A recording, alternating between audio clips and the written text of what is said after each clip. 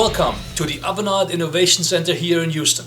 Today we are going to take a brief look at the digital plant Shopfloor to Topfloor automation demo. I'm going to walk you through the basic execution of the demo flow, and we'll look at some of the things to do and to avoid. So come on, follow me.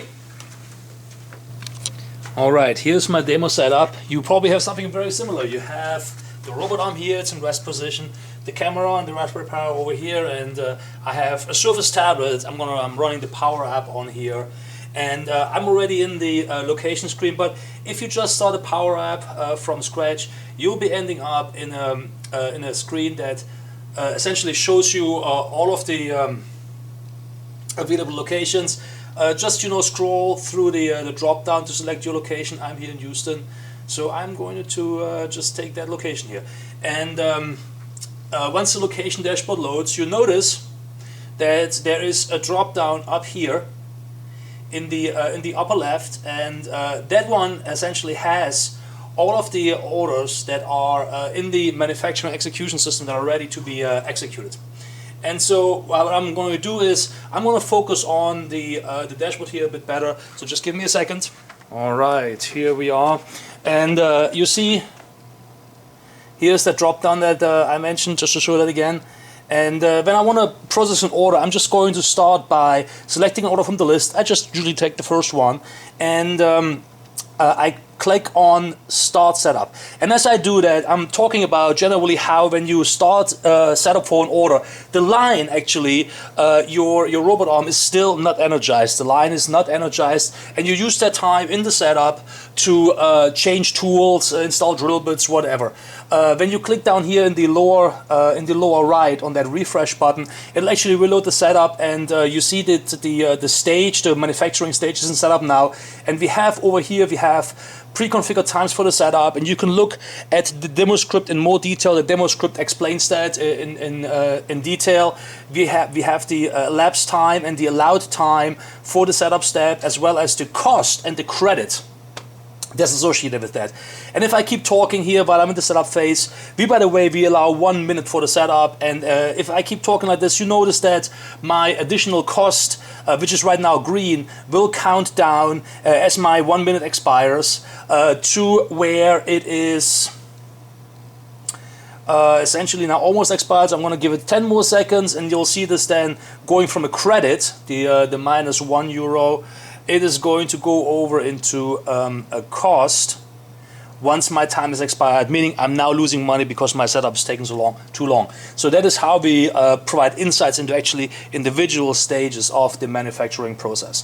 But let's say my setup is done. I'm going to now proceed with processing the order. So I click on Start Processing. And as I click Start Processing, what happens is my line gets energized. And you see that by the robot all of a sudden now moving into the ready state. So now we are still not producing anything, but we are now in the start processing phase. So we can do final adjustments. Maybe we put blanks on the conveyor or whatever that might be. If you refresh the screen with the little blue button here, you see that we're now moving on into production, and now we are ready to click Run. And as we do Run, what happens is our robot processes the chips in front of the camera and does the quality control. It is set up to essentially run 12 pieces, so it will go through this process. So each iteration of 4 pieces, so it will go through that iteration 3 times. If you during that time, just you can either wait until that countdown timer here in the lower right goes down to 0, or you can click it, which will refresh the screen, and that will reload the screen, and you can see the progress that we're making. You see here that we have 8 of 12 manufactured, we have 4 remaining, 2 are good, 6 are bad. Our remaining 4 have now gone through, so I'm going to refresh that again, and now it will show that we are through. All 12 have been manufactured. We have 9 good ones, 3 bad ones. The good ones are under yield, the bad ones are under scrap. And then we'll take all of this together, all of the time that it took between each individual observation of a chip, the setup time, all of this end to end. We now have essentially the overall production cost of our order how much time we spent in a lost time state, how much time we spent in a out state, so you have an immediate insight into the overall phases on your production line, and you can now look at targeted improvements on that. So now that my order is complete, I'm actually remaining in a kind of in a downtime state until I finish out that order. I do that here with complete processing. Generally, on a real line, you know, some of these buttons would not be button clicks. They would be wired up to switches. They would be wired up to automatic triggers that would do this. But for the demo purposes here, we manually enable those. So I want to now quickly focus on some of the things that might go wrong. The most common problem that we see, and I basically my order is now complete, so I'm back at my my startup screen. The most common problem that we'll see, I'll take an order and I'll just go quickly through the start setup, start processing, and then I'm going to click run here. And what happens is, you notice that when I click run, actually this time it worked, what you see sometimes is you will see that it will not correctly pick up on the workspace ID down here. And what you'll end up happening is you'll get an error message and you get an empty drop down.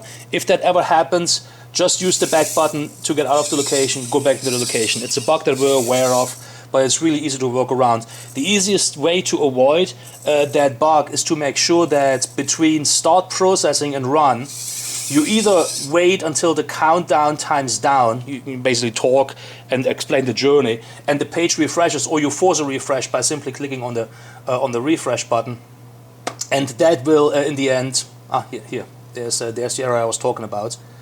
So let me get out of that. So when you're ever in that state where the drop down is empty, there's nothing in here, you get that red arrow bar across the top, just basically go back one, take that, go back one, and then go back in, which will refresh and reload the entire information stack from the MES, and you are back in business. That's pretty much all there is to it. So I will leave you with that. Thank you very much, guys, and see you soon.